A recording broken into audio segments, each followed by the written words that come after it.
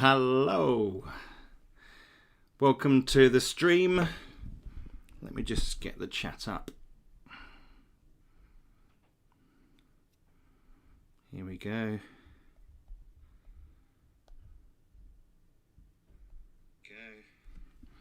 Right. Let's just check the... Right. That sounds alright. Let's just check the... Okay. Hey, Matt. How you doing? Right, hopefully it looks okay. I need someone to do my makeup.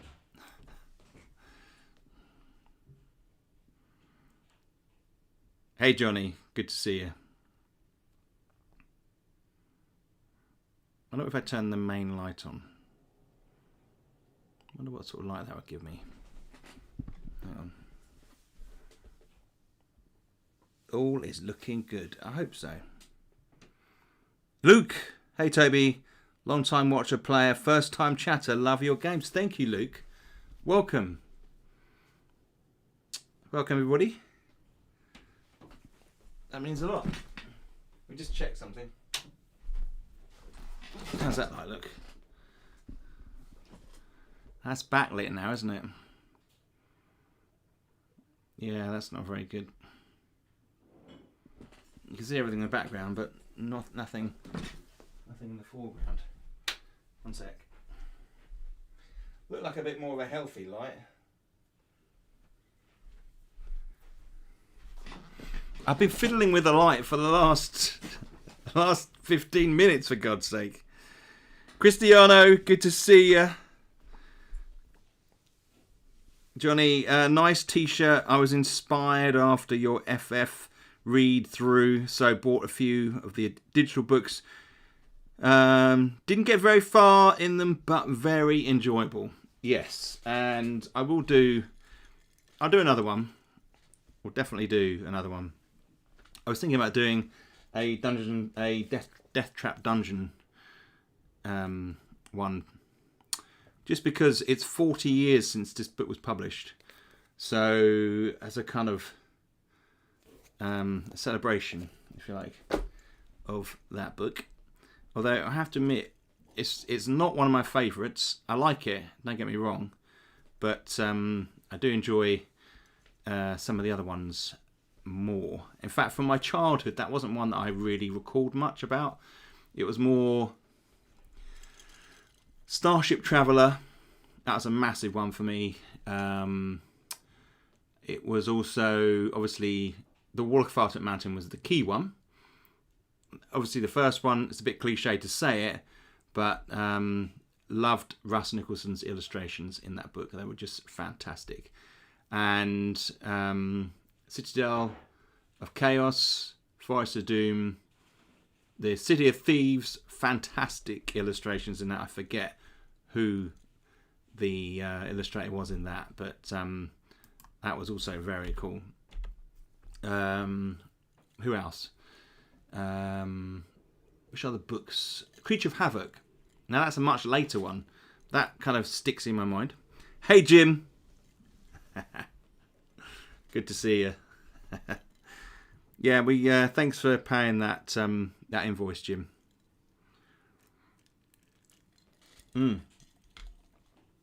And another massive one for me was the Steve Jackson Sorcery books. They were massive for me, and the illustrations by John Blanche just blew my mind. I just didn't think you were allowed to draw like that. You know, it was very unconventional. The characters were kind of all sort of sinewy and disproportionate. Lots of kind of very sort of scrunched in faces. His style was weird, but blimey, I love it. And the stippling that he did on his drawings, that was the first time I really saw that. I loved the fine line work of Russ Nicholson, I just thought that was fantastic, and the way that his lines are so organic, and it's almost as if he draws people with smoke, and they kind of have this kind of wiry.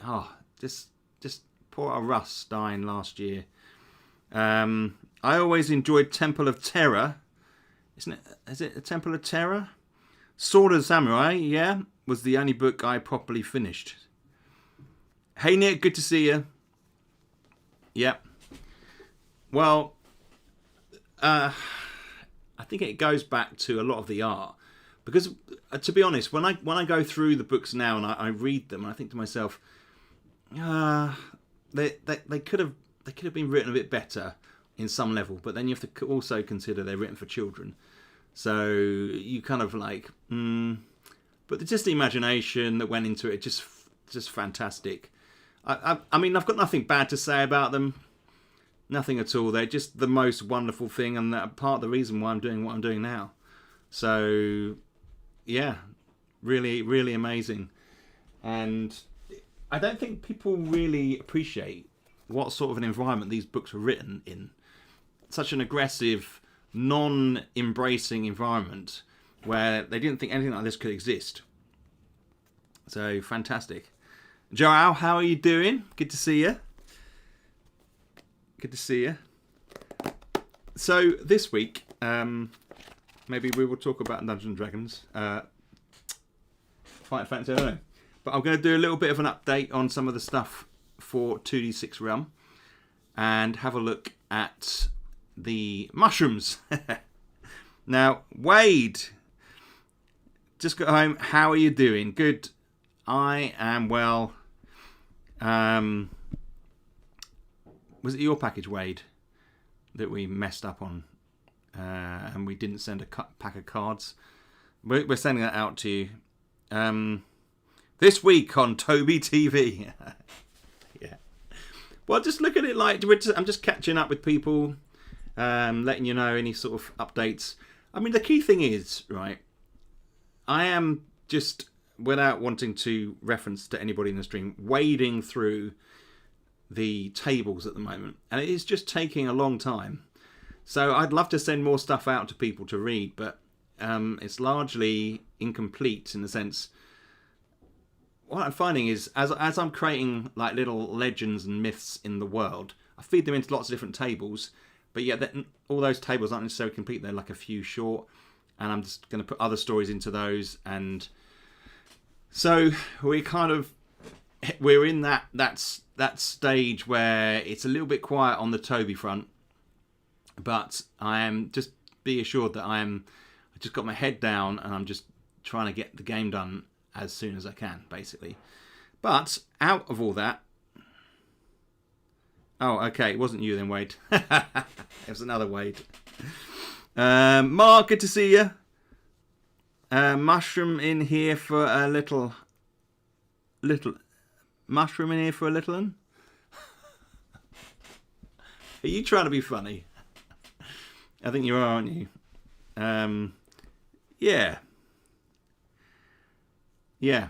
So, but what does happen is little things kind of come up that take me on a little side path to say I may, like today I was writing the working on the cave. So you can encounter caves like you can the one-story dwellings within your realm. And you have to logically clear these caves because you don't want any monsters lurking in your realm or in the area, and you might just want to explore it anyway. And one of the things in there was a room where there was some yellow mushrooms growing, and I thought to myself, now I do have an optional mushroom table at the back of 2D6 Dungeon, and you can use that if you want, but I could create some mushrooms, because maybe within the landscape of the Heartland and within the realm you're going to find other types of mushrooms. So I thought, well, let's create some mushrooms. But then I thought, I could make this a bit different, and I didn't really need too many, so I came up with 4 mushrooms, but I needed a backstory for this. And so what I did was I thought to myself, how would they know? How would the people there know about mushrooms? And it would be handed down through generations, but you'd also have like priests or people with that sort of craft skill that would know to identify. And you know, we often forget, I feel, bushcraft within your own country. So if you it's not scavenge, is it? What's the word? If you're a forager. If you forage, then you kind of pick up generational information. And some people protect that information. And I thought that the Zegor priests who train you about runes would be good candidates to know this type of information. So I've created a bit of history to this to fit within the story of your adventurer. And I'm going to just read that bit out for you in a sec. I love the way you can use pieces of the world to craft other things to help advance your journey. Yeah, exactly. Hey Jeff, good to see you. I'm here, kind of in the background right now. So we'll catch up to what I missed later. Okay, Jeff, aka Lars, you're lurking. That is perfectly fine, my friend. You're number one lurker. Johnny, optional mushrooms are great in stew, on pizza, or just an accompaniment. Very much so. Lord McGray, good to see you. Good evening, Toby in chat. Brian, hi folks. The Wickrow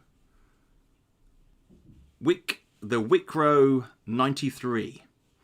Just received my 2d6 and cards the other day. Really impressed so far. Such an elegant design. Well, thank you. That is a very, very kind thing to say. And Scott, how are you doing? Scott, Ithacus Bane, I never quite say that right. One of our resident YouTubers, important part of the community. And Scott, I was actually watching some of your videos on the some of the figures that you'd printed. Was they Amazon Warriors or something like that? And it was interesting to see the print effect, and then you were painting them up. That was very interesting. Sam, good to see you. Patrick, welcome in. Can't wait for the full leather collection. Me either. It's going to be a beautiful thing to behold. Michael, I just got mine yesterday. Loved the hardcover book, and thank you. Thank you for the note from you. Yes. Well, I like to write a little thing. I like to write a little Toby and Joe thing for each pack. You know, you're all important players and members of the community. At least I can do is put a little thank you note in there.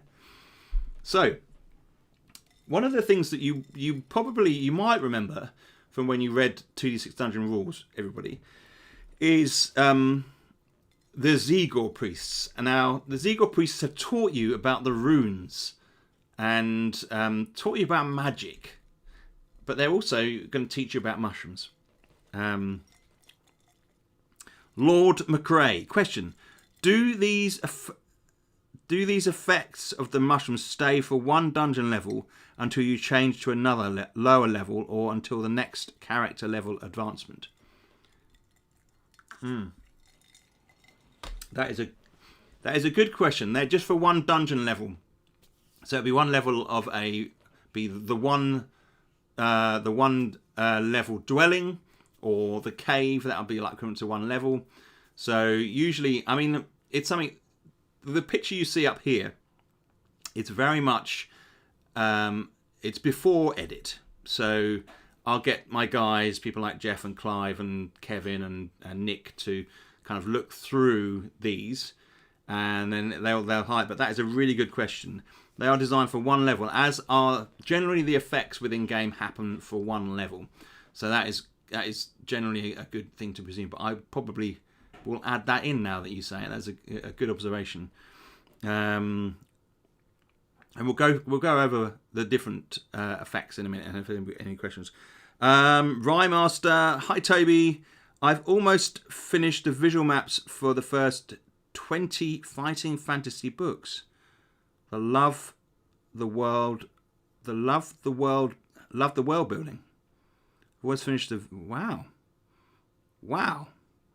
Rymaster, that is dedication. Are you doing that for a project or your own personal enjoyment? Because that is something to be. I'm a man of maps. I've drawn many maps. In fact, I got into this industry through drawing maps. That's kind of where it all started for me. So, Adrian, good to see you. Good evening. Sorry I'm late. No problem, Adrian. Good to have you here, my friend.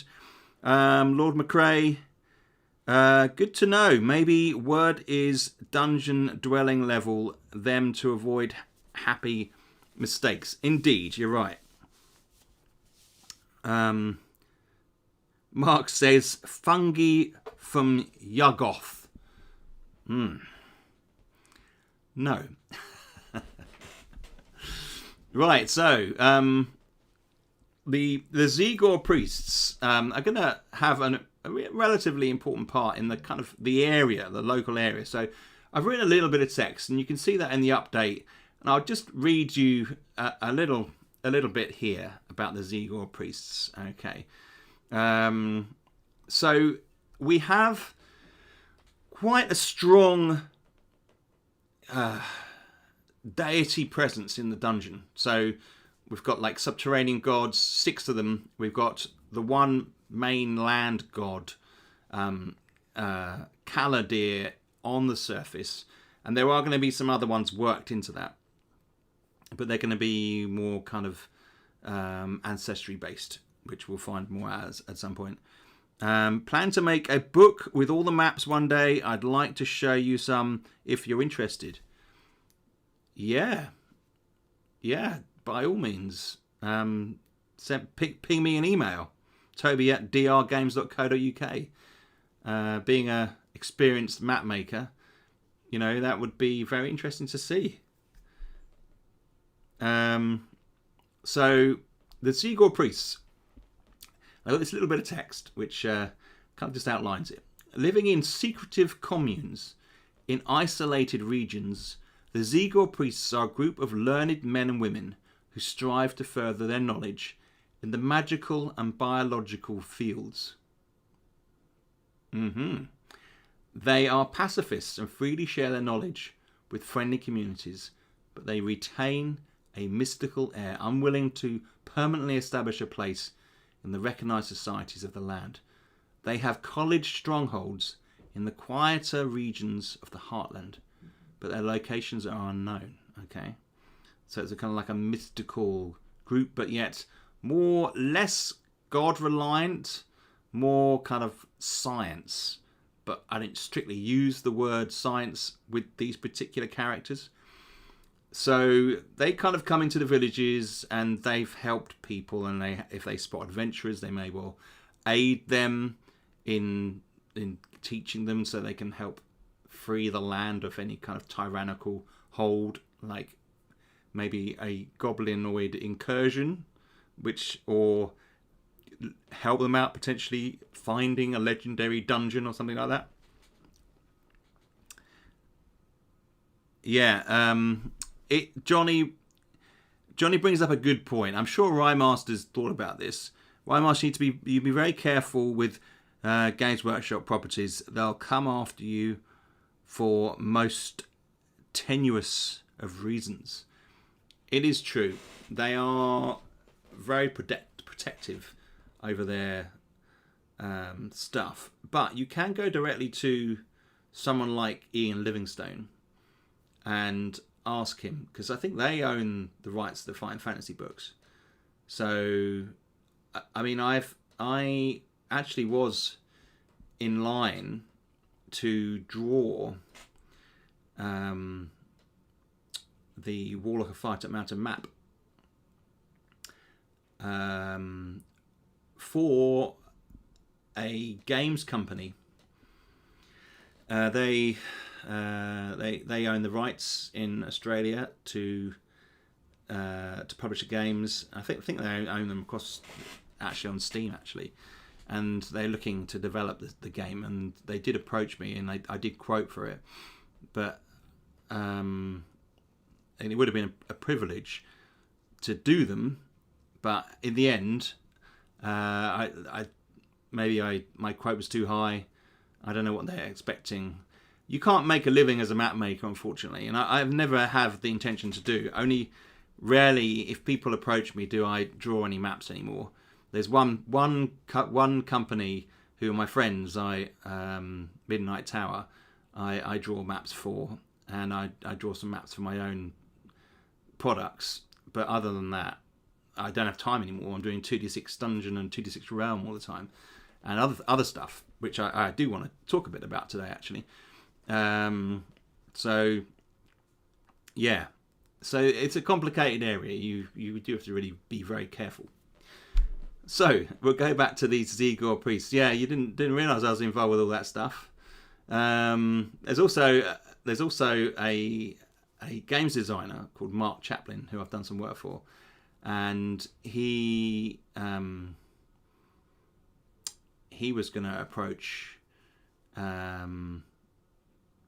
Fighting Fantasy, Ian Livingstone. In fact, he had a meeting with him, and he put me forward as the map drawer for that game. It's Fighting Fantasy based, but I'm not working with Mark now, so not for any reason, just that I'm doing my own stuff, as we said. So we have the so I thought, right, so the mushrooms. Get back to mushrooms, right? James, have you ever considered using decks of cards instead of tables? Yes, I have, actually, James. Welcome in, my friend. It's a good question. So when I originally designed the game, it was all about tables, because we were coming off Radzone, and Radzone Totality is tables based. And then as I was designing Dungeons & Dragons, I did the same Dungeons & Dragons 2D6 Realm, which is like Dungeons & Dragons. I was 2D6 Dungeon. My head's all over the place. I was doing the tables, and I thought, I need more information about the creatures because of this combat system I designed. And I was like, so I'm going to need maybe cards for this. So your question about cards was a natural occurrence in the the development of the game. And then as I was designing these, because the creature cards are in a sense tables. They are, I've had this conversation before with people, but you know, when you look at one of the, you can't really see it there. When you look at one of these, they're just basically tables, aren't they, of information. They're always meant to be little spreadsheets, kind of, you know, with information. The picture I just added as an aside, to be honest. And then I thought to myself, well, maybe I could have some tables on cards. And at that point, I was like, well, I've gone far down the road for the tables in the books. And to actually have tables printed on cards is actually going to be much more expensive than having printed in a book. So I did think about putting the tables into cards, but physically it just became too much expenditure. It would have made the game much more expensive. Having them printed in the book was much more convenient. Now, having said that, I have thought about maybe producing some cards with some tables on that could be bought separately. But then that also looks like I'm just trying to make more money out of it. And that's never been... My goal isn't to make stuff to make money. My goal is to make stuff to make good games that make money. So, because obviously I need to live and feed my kids. So, you know, there's that side of it. So I have thought about that, and I have thought about the role of the table, and it's a really good question. But the amount of tables that I have, it really does turn out that having it in a book format is actually more beneficial for everybody. As much as people would just like to have a card, to have a table on it, it doesn't necessarily work out that way. So I have thought in great depth about the format and how to handle it. And we did loads of tests about tables and trying to make them the size of them and the text. And we thought very carefully about it. There are a lot of table entries, yes. Some of the most commonly used tables could be made into convenient large format cards. Johnny, this is what I was saying. This is the fact. This is the truth. Johnny left that comment, and it does feel like to me. I did think about it. Producing some double-sided cards with tables on. But then, if you saw that in the shop, would you not think Toby's just trying to make more money out of this game, and he's not worried about the game itself? Would you not think that? I mean, people in the chat can tell me what you think, because maybe we should do. Maybe I should set up a straw poll for that, and just get a little idea today. I mean, because I'm very conscious. I don't want to take the mick. You know, our products aren't expensive, but I don't want to be seen to sort of like just produce a range of. You could argue it's just merch. I don't know. It could be aids, visual aids. I tried with 2d6 Dungeon, and not shuffling gave me a great variety without repeats on things. Oh, I see. Do you mean... Right. One thing I was going to include was a rule whereby, because if you've got the cards, you could take all the level 1 cards. Yeah. And this is an optional rule. You take the level 1 cards, and if you're on level 1, say, or you're encountering a level 1 creature, fight a level 1 creature, says, and you could randomly draw a card and face it, place that to one side. Next time you face a level 1 enemy, you draw another card and you face a different enemy, and you can work through it like that. I think to a certain extent, people can kind of decide to do stuff themselves when it comes to stuff like that. I mean, the cards, we pick top quality cards, so you know they're good to play with and shuffle with. They don't wear out or rip. They're good quality. I prefer tables over cards. I like rolling the dice. Oh, do you mean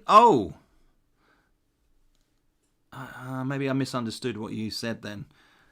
If you're talking about just normal playing cards as a way of creating references, I absolutely hate that. If I see a game that relies upon, and this is just my own preference, nothing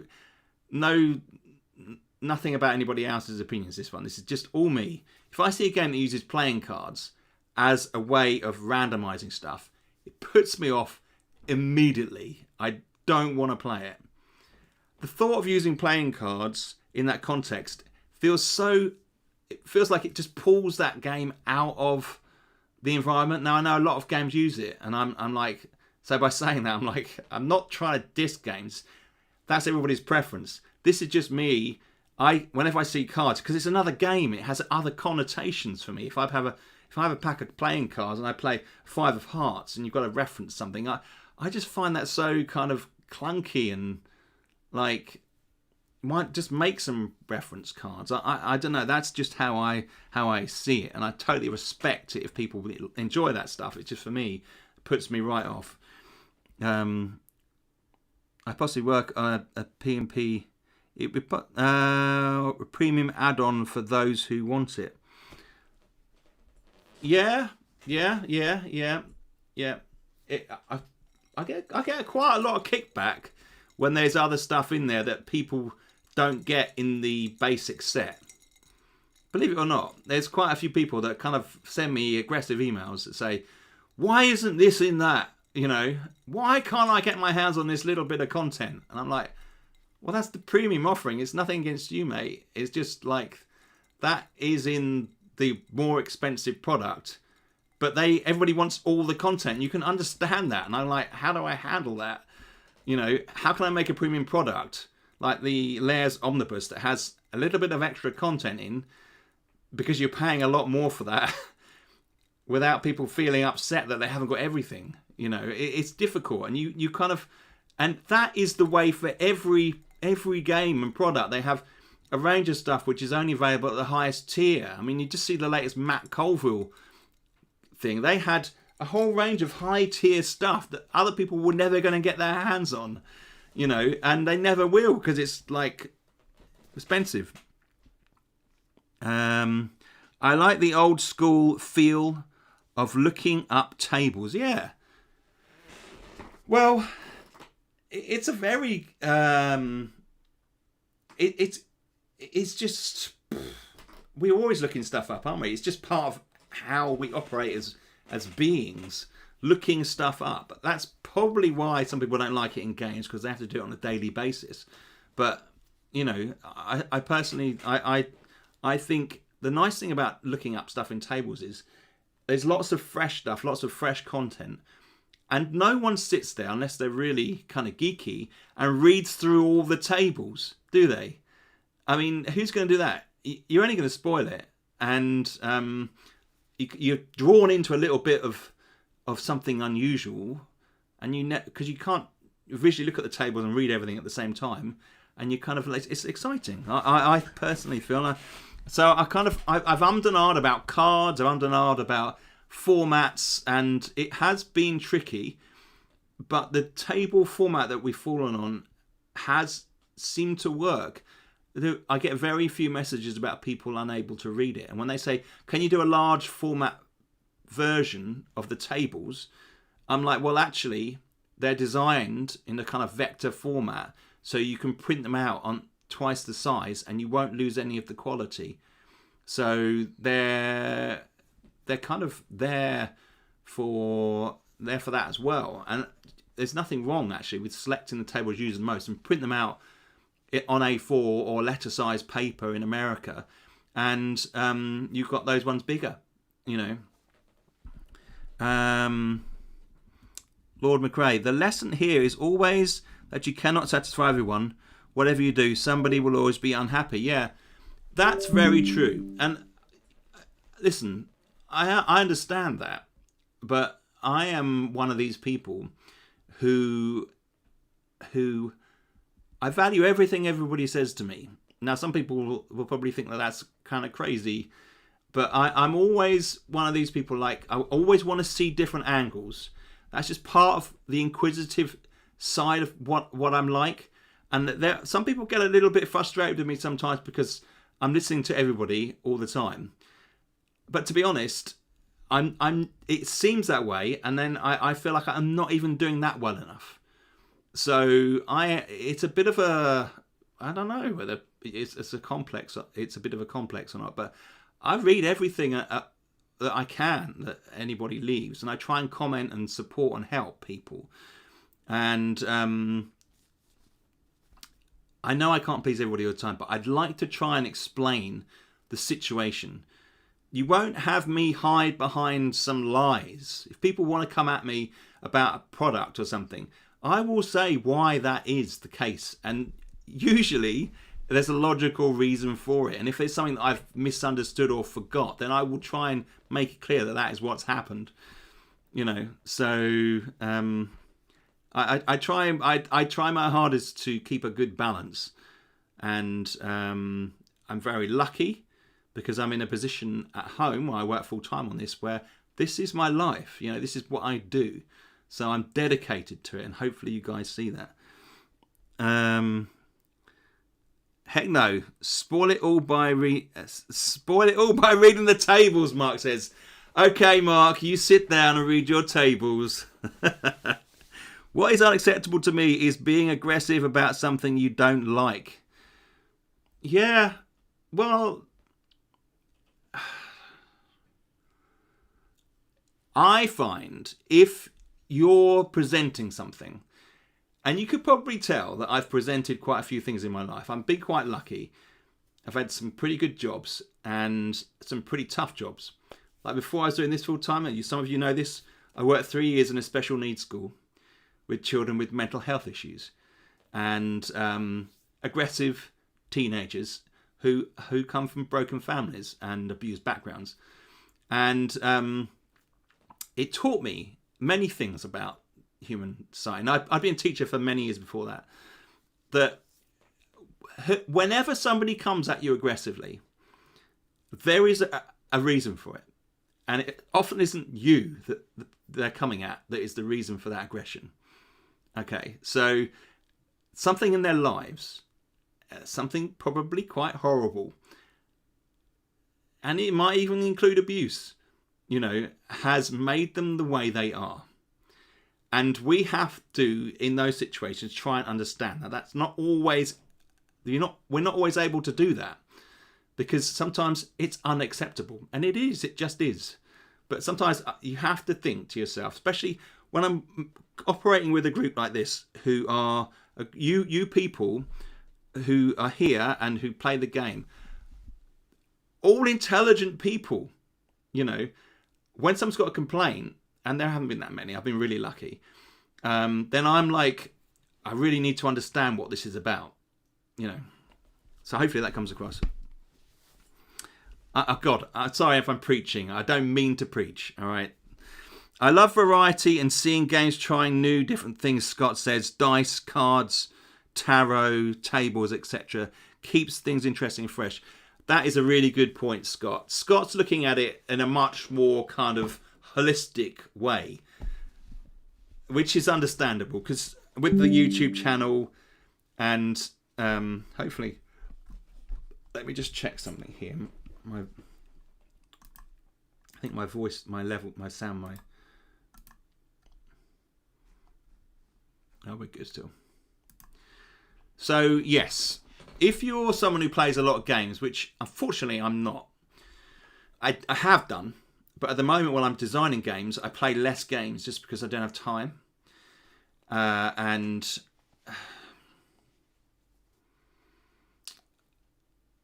I tend to watch games being played, board games, and stuff like Scott playing stuff, or The Lone Adventurer, or Timothy's board games, or of course Dungeon Dive, although he tends not to play them so much, tends just to review them, tells them how his experience of playing them, people like that. And so I tend not to play as much, but you're right, if you're going to play a lot of games, you want different mechanics to explore, don't you? So that makes perfect sense. Kenji, hello, just late pledged for 3 volumes of the Spiral Bound. Thank you, Kenji, that's very good of you. I own the paperback to its release already. Thanks for making those available as an option. All the best in the new year. Thank you.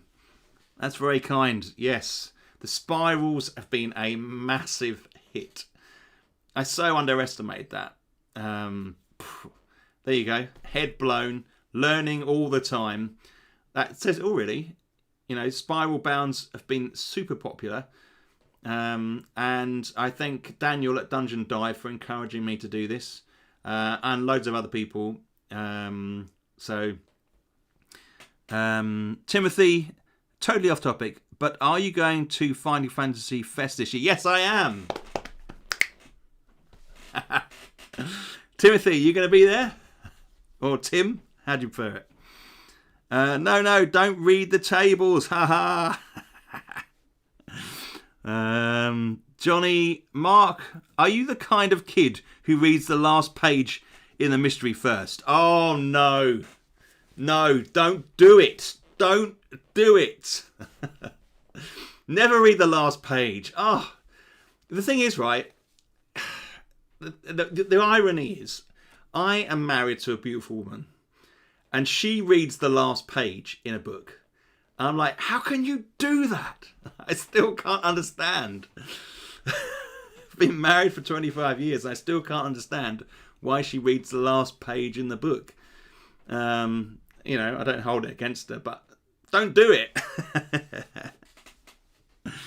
Yeah, I'm aware of copyright issues for Games Workshop. I'm planning to meeting Ian or Steve one day, show them my portfolio of maps, see what they say.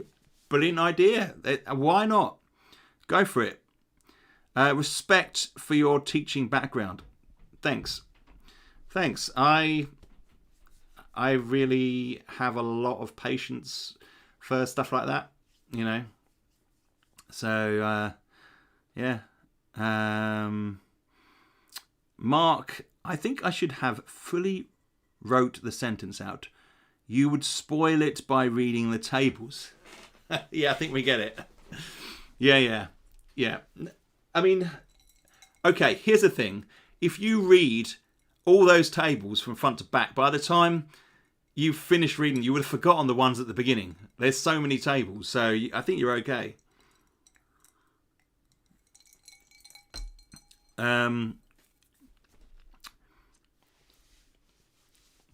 Reading the last page is sacrilegious, says Nick. My wife and I had that argument at the beginning of our relationship. There you go, Nick. I feel it. I'm feeling you, man. I'm feeling it. Adrian, I ummed and ahed over spiral versus faux leather and went with the leather in the end. They look gorgeous. Thank you, Adrian. Yeah, sometimes I'll pick one up and just stroke it. Just feel the weight. It's just, and I'm like, blimey, did I do this? This is such a beautiful thing. I know that I'm talking about my own product, but to being honest with you, it's like, I'm blown away by the quality of those books. So I hope everybody else is. Fantastic. So, so the Zegor priests. So the priests. So there's a Zegor priest who has dedicated a lot of his time to researching these mushrooms. And his name is Szilárd Madry. Szilárd Madry. And let me just guess. So, James, I'll cover that in a minute. Love the leather collections and curious about how the spiral bounds are going to be, Jim. Yes, the top quality spiral bound. They're expensive for us to print, but we want to make sure we do this properly. They're proper high quality metal spirals. They're not plastic crap that just buckles and breaks. These are going to be fantastic. Szilárd Madry. I'll read this and then we will talk about 2D6 Dungeon and what's coming next. We have talked about that before, James, but no worries at all. Nick, got to head out. Have a good week. Yes, absolutely, Nick. You have a fantastic weekend, my friend. I will no doubt give you a buzz. I'm going to be doing the multiplayer update coming for this next week. So we might get a bit of fallout on the Facebook page, Nick. So keep your eyes peeled. A priest in the Zegor order, Szilárd, is currently studying. So this is currently for the adventurer, the properties of a range of mushrooms. He has revealed 4 new mushrooms that you can find while in the wild, which have specific qualities. He's been to the village recently, and you spent some time with him, and he's taught you how to identify these 4 mushrooms. We'll look at those in a minute. The mushrooms have been called the Madry mushrooms, named after their discoverer. You know, their identifier. I don't know what specific a mushroom finder is called. The general population is unsure about these newly identified mushrooms, so they cannot be sold, but can be used as remedies during your adventure for yourself and to aid people. So they're in it. And we just check here.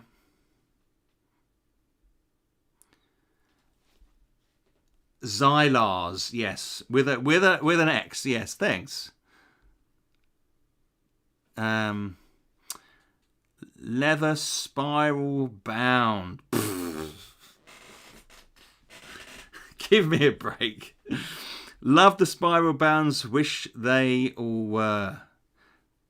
Dan, my friend, you can get all of them spiral bound now. So, well, you get the omnibus layers, 2d6 Realm and 2d6 Dungeon as Spiral Bound if you want to. You can always add them onto any pledges you have if you haven't done already. Okay, I missed pretty much everything. Darn meetings. I'm here now. Jeff, you do so much for the 2d6 Dungeon community. Don't feel bad, my friend. You got to have meetings. You got to have meetings. Nothing can be done. So we will talk a little bit about just for James. I'll quickly do it now, actually, before we read out the mushrooms.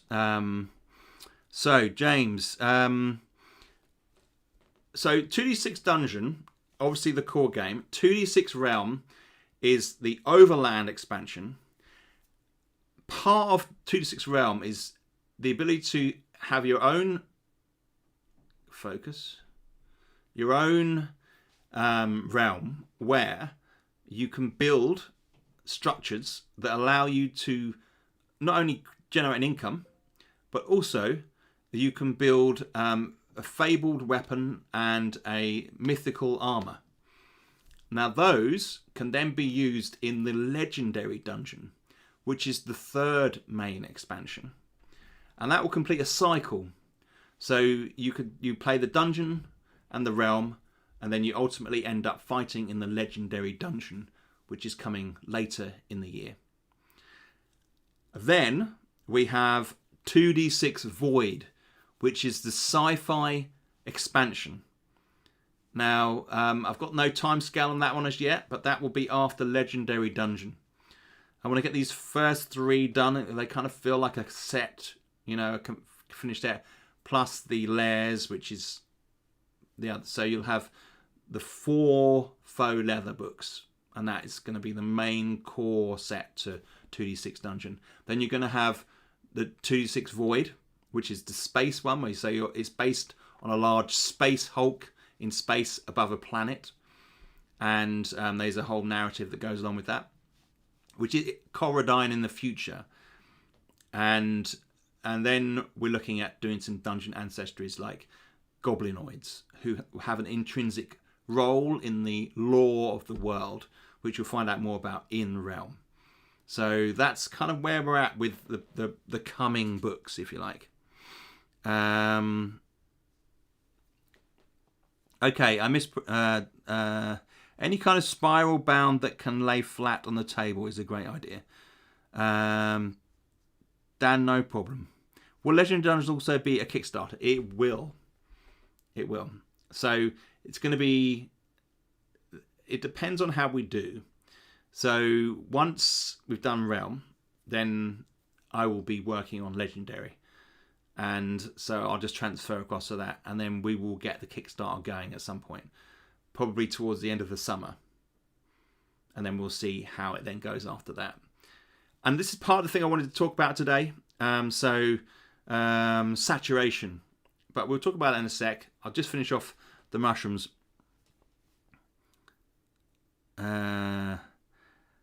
Johnny says he really hopes that Void has a vortex as a main plot feature.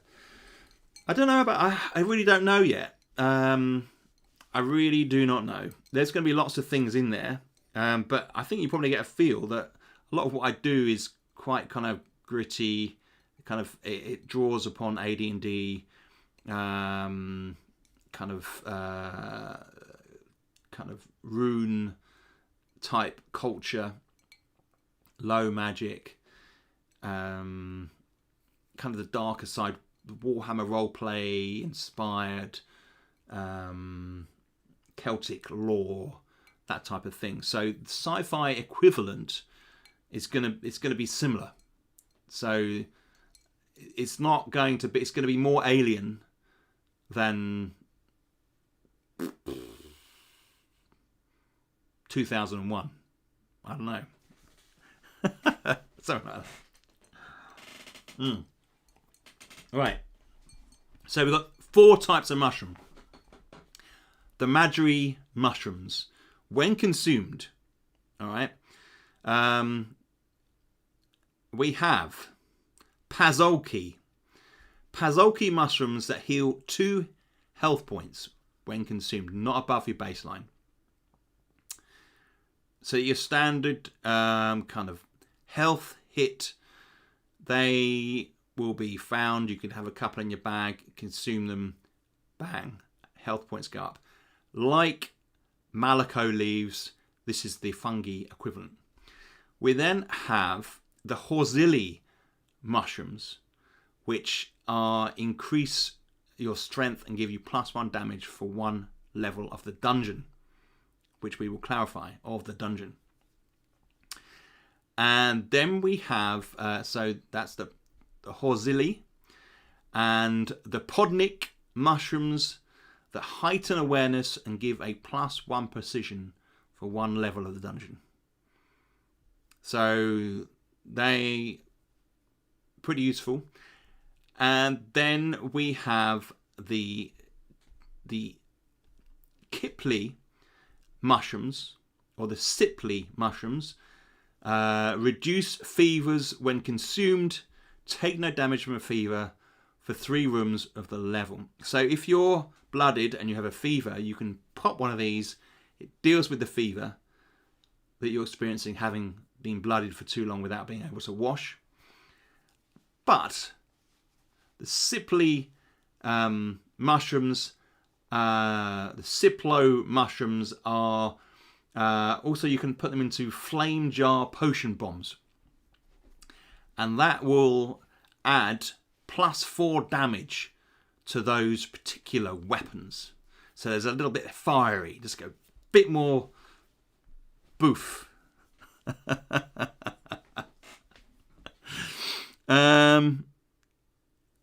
Right, all this talking about laying a spiral book out made me think, Toby, how do I add something to my pledge, please?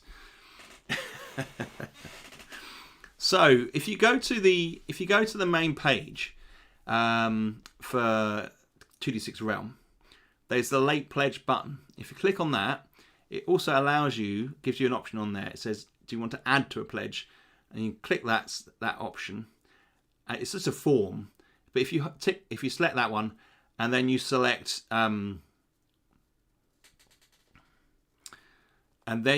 what you want to add, and put a note at the bottom. Joe deals with these. They're not automated. We read everything, so Joe will read it, and then she'll get back to you with the correct information.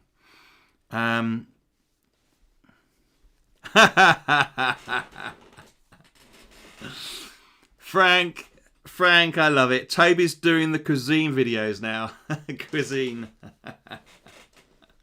Good to see you, Frank. Nice to chat the other day, by the way. Yes, we've now got 4 mushrooms, my friend, that can be found in the realm. Before I go, Toby, where can I send you some of my maps? I missed it earlier. Email. Yeah, so it's Toby, Toby, at drgames.co.uk. And you can look at the website as well. drgames.co.uk is the website. And just send it there, and I'll give you some feedback. I believe there is, Johnny, I believe there's a form. Yes, there is. Thank you, Johnny. That's what I'm talking about. Boom. Bit more boom. Are you on Discord? Yes. Do we have anybody in the chat who can share the link for the Discord? I think Nick might be gone. Nick would be the one to do that normally. There is, I don't quite know. I'm not, I have to be honest. I don't use the Discord, unfortunately, but there are some great guys on there who can answer all sorts of questions. The reason why it's like one of these things. You have to kind of section out your day, don't you? And if you spend too much time on social media, then that big part of the cake is gone. And so I have time for Facebook, for emails, and a couple of other things, that I check, forms and websites that I check. And so I have time for that, but I don't get time. If I go into Discord, I'm going to be like typing away for hours, answering people's questions, unfortunately. And people probably think, you should get into Discord, there's so many people there. Yeah, I know, and I feel bad about it. But it's just never been one of my ways. I always used to think of Discord as somewhere where you would talk to people, but but a lot of people don't realise it is just like a chat, a typing chat type situation. You can talk to people. It's set up to do that if you want to, but it is there. So I don't know whether you find it, whether you can email Nick. Nick has the details. I need to get that set up as a thing you can type in there and it appears. On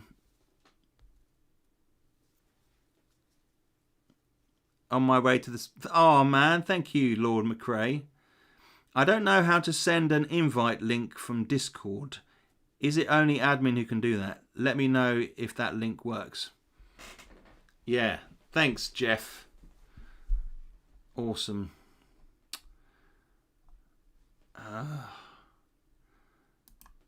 It is tricky. It's very tricky managing these things.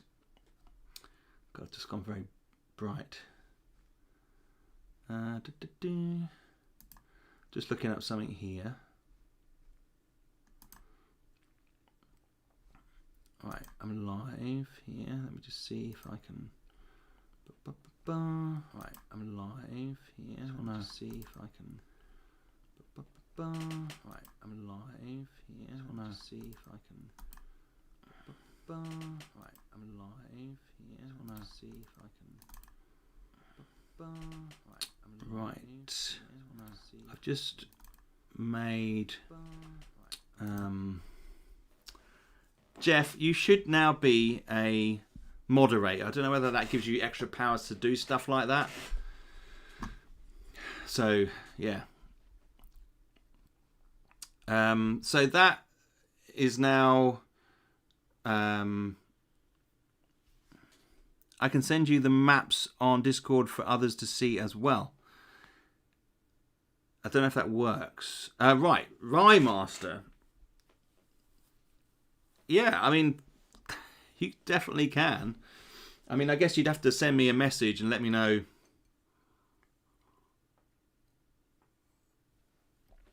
They're on there because I'm not checking it as much as I should do. So we'll see. In fact, there you go. There's the link.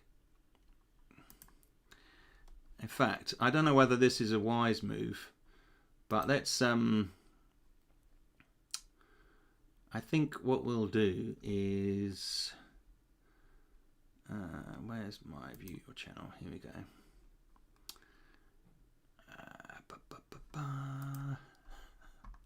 Channel. Here we go. I know the white screen has made me very white. I am going to crown. I know the white someone else has made me very white. Here. I am going to crown. I know the white Johnny has made me very white. I've given you moderation status as well. Crown. So don't abuse your power, please.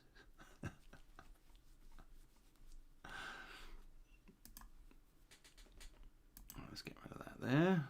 Okay, good. Right. Good.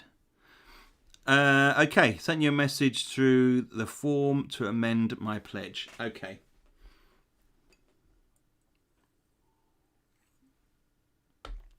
Great stuff. So, right.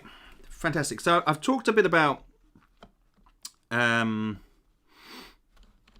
the mushrooms. We got that, and got some fantastic questions. Thank you guys. I love just talking to people and catching up and listening to what people are saying. So I wanted to throw something out there for people to with great power comes great responsibility. Jeff, fantastic. We can never not have quotes like that.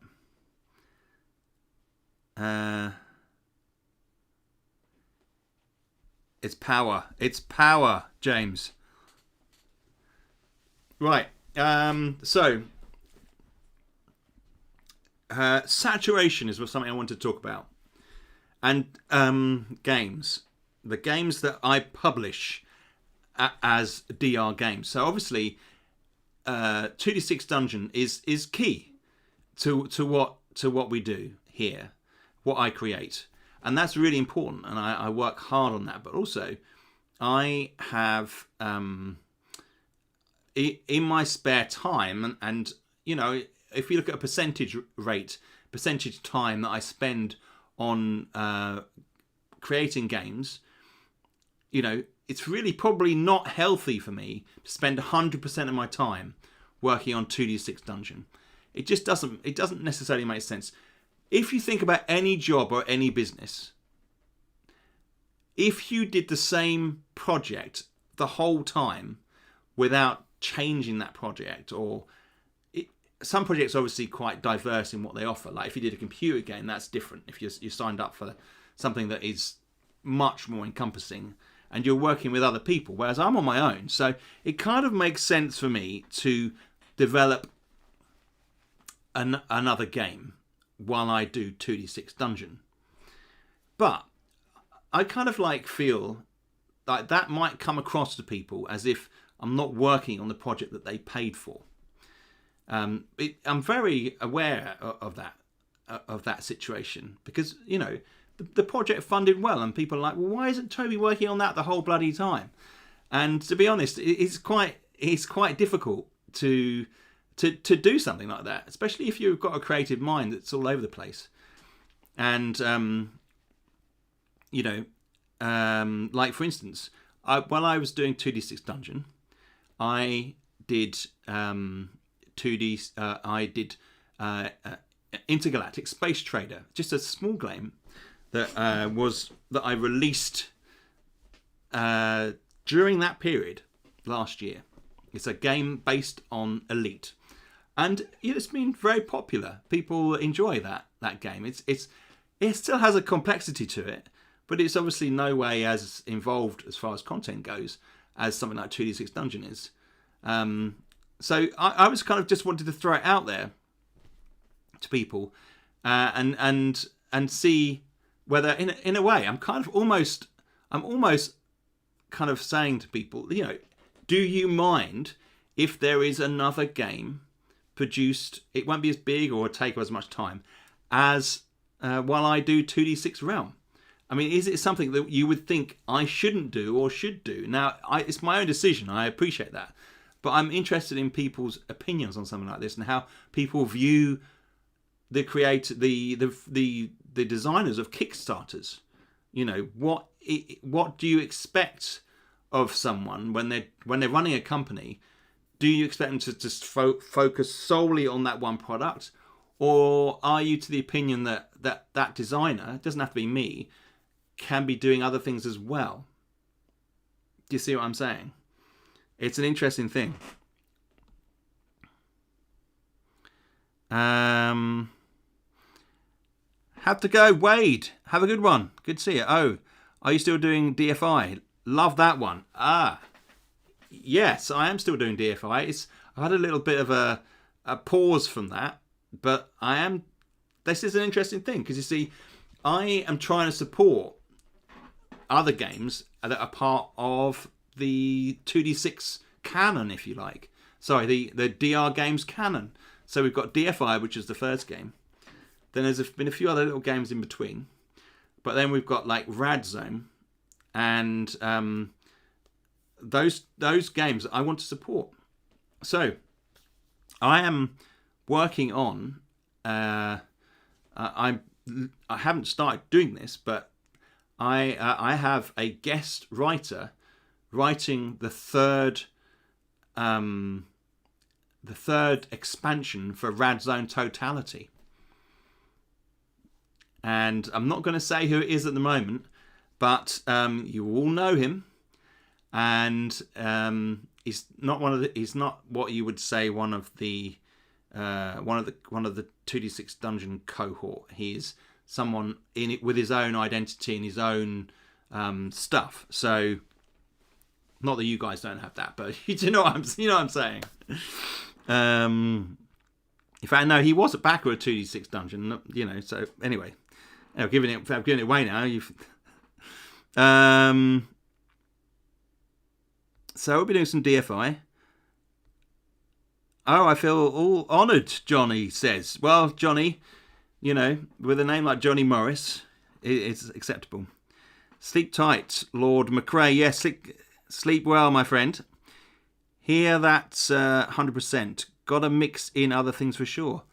Yeah, because I'm always thinking of, because I've got, there is one other game. I've come up with another game. And I haven't done a huge amount of work on it yet, because I'm so dedicated to working the tables up for 2d6 Realm. But it's starting to take up a small percentage of my brain, and I'm keen to do some work on that as well. So helps keep things fresh too. I think you're right. I just appreciate the gaps where I can get some other games on my table and come back to D6 with a refreshed mind. That is very true. I think that there's definitely a life cycle. So we had a ton of people with beautiful, hardcore people who were playing 2d6 Dungeon and set loads of tables, loads of maps and stuff like this, and they were showing it all and all. Then they go deadly quiet, and I'm like, that is perfectly fine. That makes total sense. You play a game for a while, then you stop. But what I want to be able to do is have that gap and then have another session, 2d6 Realm, and then they stop, and then have another session, have a 6 months break, and then they have another session. Just spilt my drink everywhere. And then they have another session, and it kind of goes like 2d6 legendary, and then that whole thing. I'm sure people want you to get back to Radzone. I still haven't played it, but yeah, the books look great. Right, just bear with me a sec. I'm getting all carried away. I'm a real hand waver. I'm always knocking things over with my big hands. It didn't go on anything, thankfully. Just a bit splashed here and there. Just on my computer. Oh dear. I like DFI 2. Fantastic. I think it needs to be something like DFI 2, doesn't it? We need some kind of... Let me just get... Oh god, I've lost the chat now. Hang on.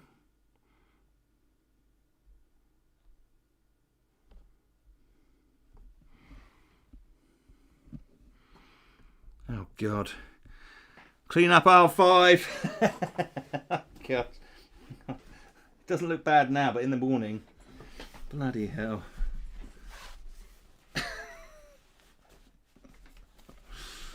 Oh god. No one clip that bit, please.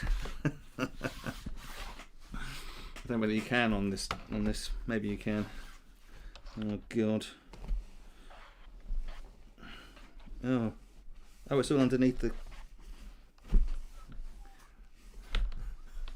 Oh god. Got the worst tea cloth here. It doesn't do anything.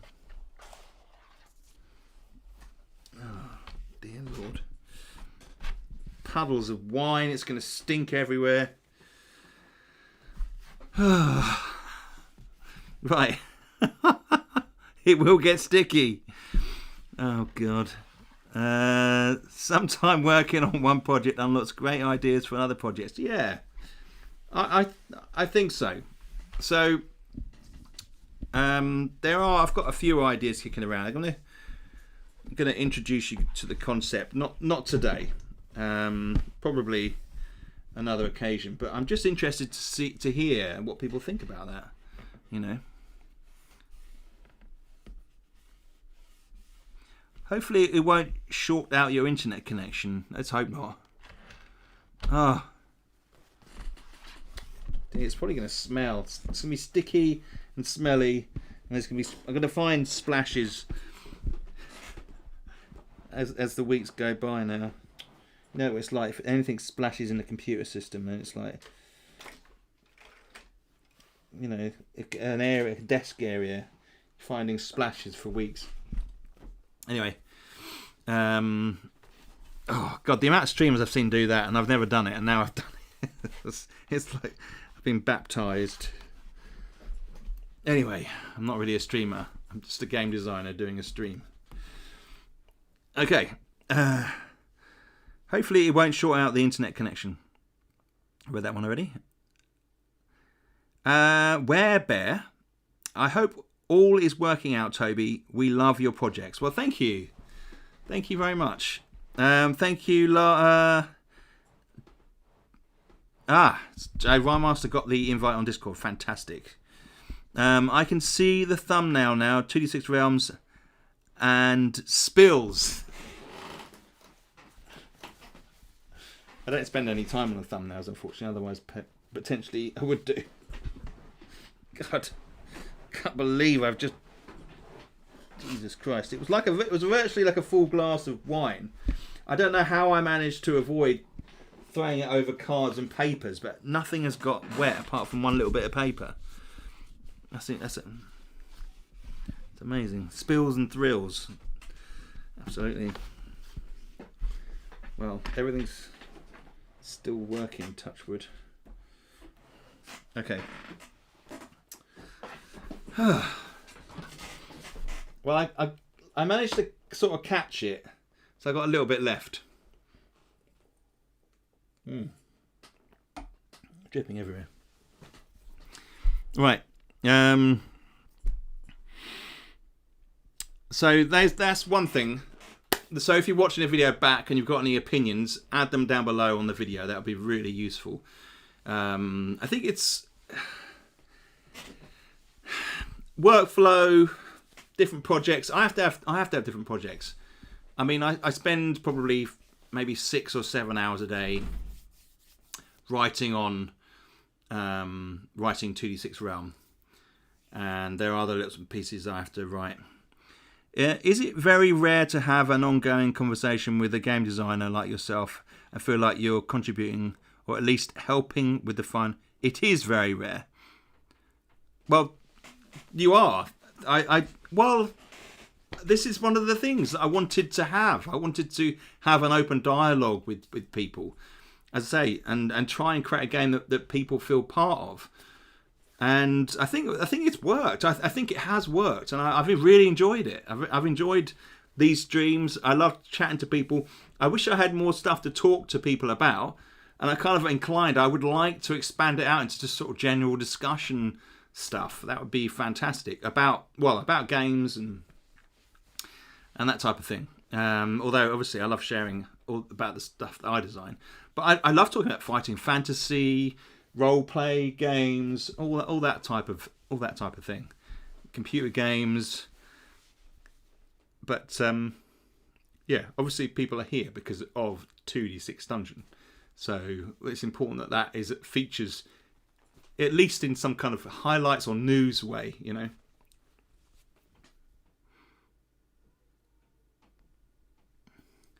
Fantastic. And another thing I did get. I've got some. It's flown over. The water has flown. The wine has gone over the keyboard and behind. So it's a little bit behind there. Are you involved at all with Fighting Fantasy Adventures? No, I'm not. As I said, I mean, I've met Ian Livingstone and Steve Jackson a few times, having gone to conventions and just talked to them. But I've never been involved in any projects. But I nearly was, as I was saying before.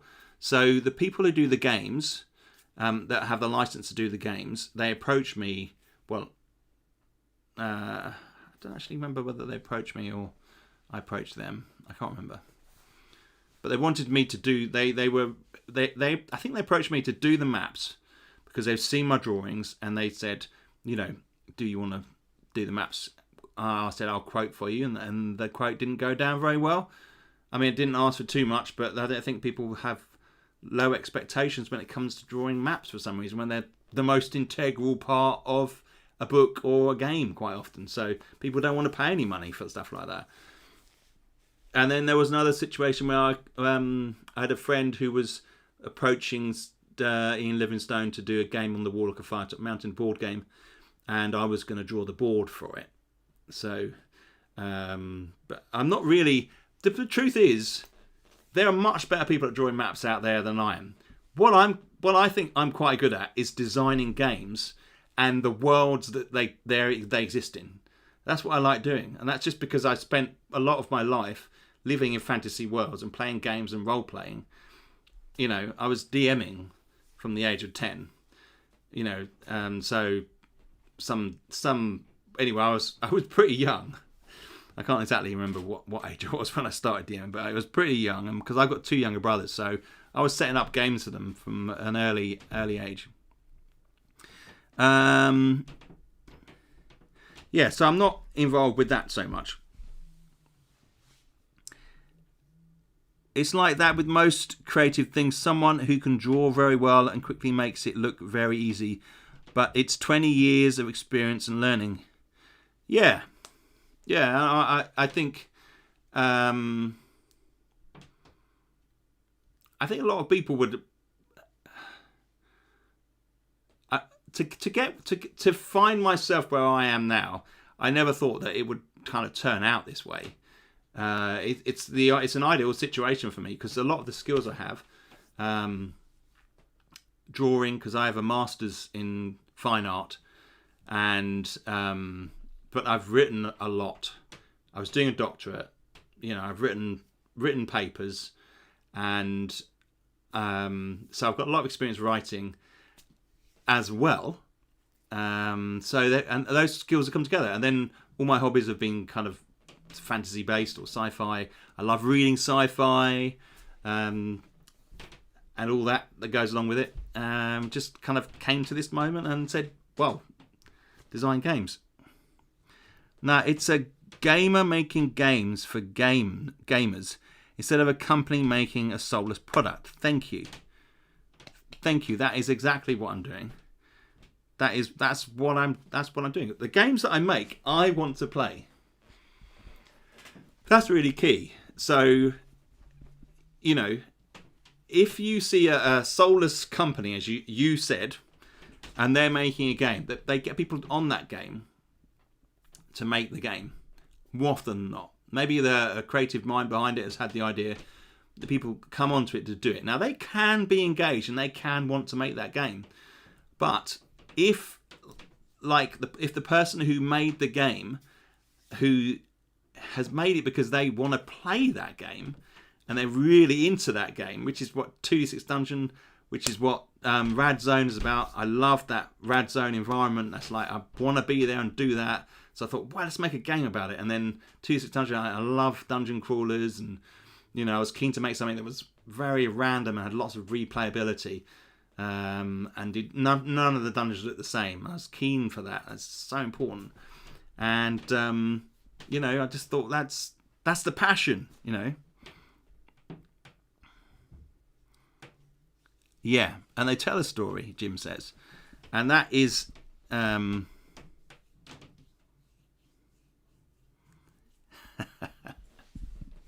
they tell a story, and that is the point. That is the narrative. That's like kind of the ethos for the company. We make games, tell stories. That is kind of like that's where I want to take. We want to grow that concept and kind of tap into something more traditional, you know, something human. Great chat, JB. Thanks. Gotta go. My phone's about to die. Adrian, thank you for being here, my friend. Great stuff. Great contribution. Appreciate that. Okay, so I think that's where I'm going to be. So I think what you'll probably hear over the next couple of weeks, I'll start to tease a little bit about this other little game. So it's going to be a similar sort of size to something like Intergalactic Space Trader, IST. So but more will come from it. But this little game that I'm creating is actually set in Corradine, the same world 2D6 Dungeon. So it's a kind of like a tie-in side game. So we'll to see how that goes. It will be a paid-for product, So I believe it probably be relatively cheap, but that is I'm going to spend an hour on it here or there and kind of grow it and develop it. I've been doing that on and off for a little while now, but I can't not create other games. I've got like I've got like 30 games in my head that I've put ideas down for. I'm keen to work on, but I can't. Another one that I've created that I created a year ago, and I kind of finished at about 70%. Something about it just stopped me. Is a game called Alien Sanctuary, where you look after aliens in a sanctuary. So that's one that may well come. So, but this new game I'm developing is based in Corradine. It's kind of like it's like a sports type game, but you'll see. More on this will come. Like a little spin-off. Yeah, it's like a little spin-off. Absolutely. So yeah, that is coming. So brilliant. I listened to Team Covenant. They are a couple of guys, Steve and I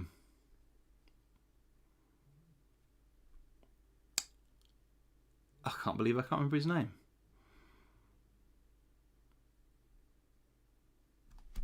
Two blokes who play a lot of card games, CCGs, LCGs, and they're fantastic. I recommend going and listening, watching their stuff. They're really, really nice guys. I just love having them on in the background, and they do like a Monday show.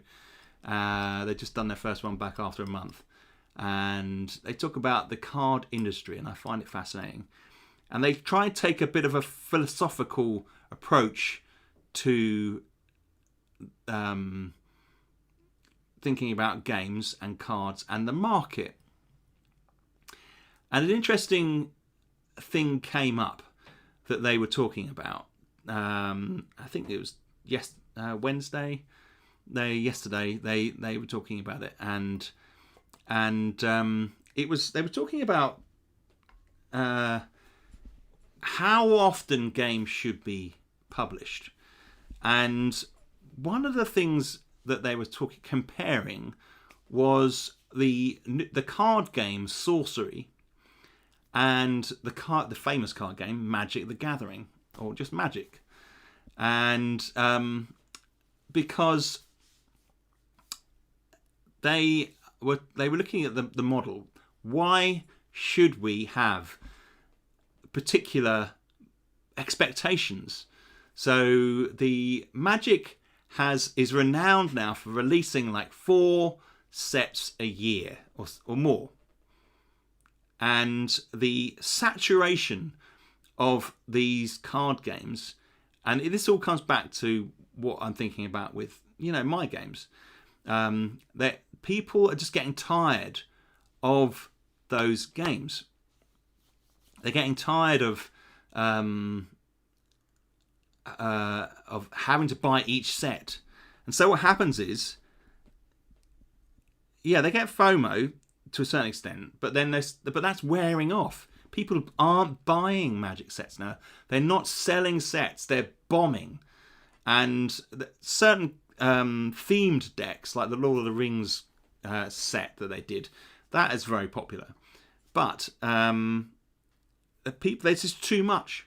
It's too much. And then there's a game like Sorcery, which is another card game. 2 players. You might well know it. I don't know. Anybody know the card game Sorcery? Now, obviously, people are going to know Magic, but Sorcery has laid out a system where they're going to do 1 set of cards a year for the game, and they were arguing, why do we have to have a constant stream of card releases? Why do we have to have that? And their argument was, we shouldn't have to have that. We shouldn't have to be tied into buying stuff all the time, having set after set, And it speaks very much to that thing where, you know, are they just trying to get more money out of you rather than providing you with a great product? I found it very interesting because I've often thought to myself, you know, how often should we publish an expansion to 2D6 Dungeon? You know, how often should that be a goal of mine, to try and cram 3 expansions into a year? Or should I do 2? Or should I do 1 at the beginning, 1 at the end? You know, should I leave a gap? Are people getting too saturated by what I was saying about before I knocked my wine over? You know, the fact that potentially people get tired of it. You know, I mean, it's an interesting question. So Magic is failing, but sorcery, although it isn't taken up by a lot of LCGs, local game stores, LGSs, it's still doing very well, you know, and it's a great product. It's a difficult thing to know. It's a difficult question. So I'm going to sort of hope that I'm not putting too much on people with the products that we have. I'm trying to strike a balance with how DR Games approaches releases, you know. There are so many games out there now, and it is a lot of really good content, but it's overwhelming. Probably like everyone else here, I've got unopened games I've yet to try. Yeah, it's so true. The board game market is completely saturated, but it's still a beautiful place. I mean, there are some games that have come out recently which I want to get my hands on. Forest Shuffle, I think, is one of them, which looks absolutely fantastic. Everybody keeps talking about the Dune game. I just don't. I mean, the problem that I have is we don't get a lot of time with running the business and everything. It's quite difficult to sort of spend some time, but we should. And when we do when my wife and I sit down and play a game, we really enjoy the time together. So yeah, because greedy shareholders and huge parent companies. Yeah, Johnny, you're right. You're right. There's a lot of that. It's the dividends and trying to make profit each year. You know, increase the profits. As much as I love 2D6 Dungeon, 1 or 2 campaigns per year is sufficient. Yeah, that is the truth. You know, I don't expect people to overplay it. What I expect people to do is have a great time, buy the product, have a great time, and then have a break. And then when the next one comes along, you're ready for the uptake to get back into 2D6, whatever format that takes, and you'll live the memories the good memories you had before, and you don't have to do it like all the time, you know. I can't remember if I've seen sorcery. Johnny says, Look at the product of Pokemon. Yeah, Pokemon. Pokemon is it's crazy. It's a slightly different animal, Pokemon, because it's so supported in other media. It's a bit of a culture, isn't it, over there? Whereas Magic's slightly different. It's more niche-y, whereas Pokemon's more widespread, I would say. So it has a different market. You heard of the Tomb of 1,000 Doors? Michael, no, I haven't heard of that one. I probably enjoy a game, Johnny says, set in the Dune universe, but only if it played well solo. Yeah, and a lot of these games, they may include like a solo variant, but it's really a multiplayer game. I'm not a big fan of games that ram in a solo conversion just because they feel like in this day and age you have to have that.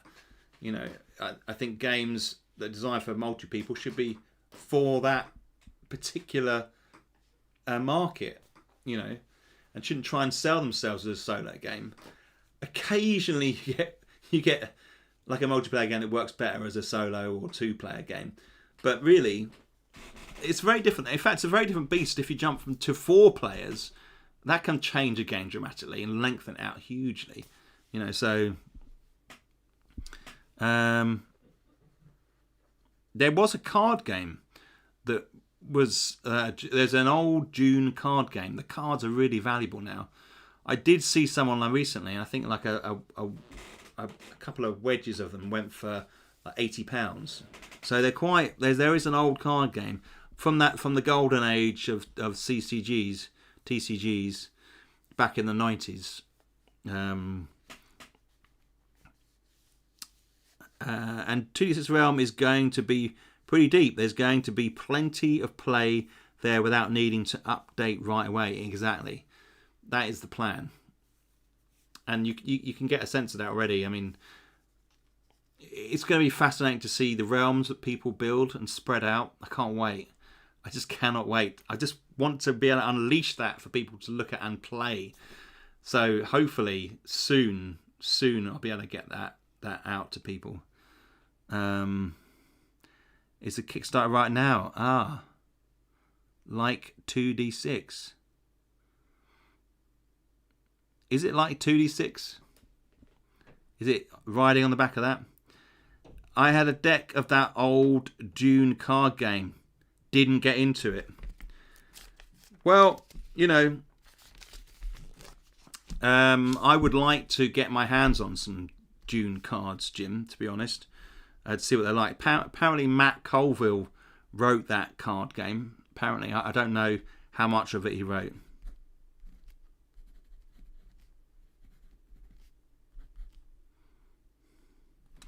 I'm just writing that name down, Michael. I'm going to have a look.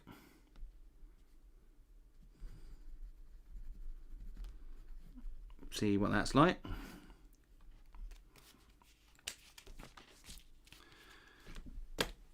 Right.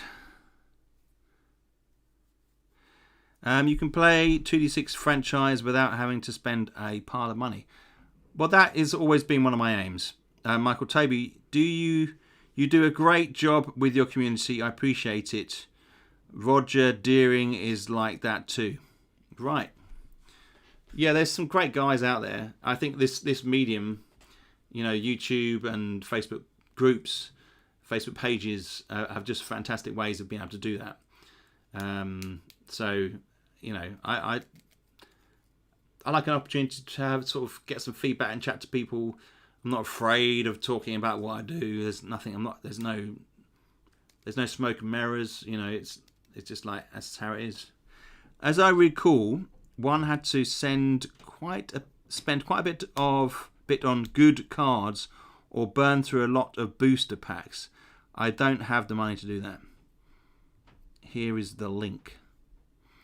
If it's just a Tomb of 1,000 Doors, you might not be able to post a link on there. I don't know. Look, fantastic. All right, guys, we're going to call it a night there. It's been a great chat. Love having you in. Love chatting. Mike, thank you very much. Yeah, it's all the craziness coming out of my brain. Spew it onto a page for you. But I enjoy doing it. So, yeah. Take care. I will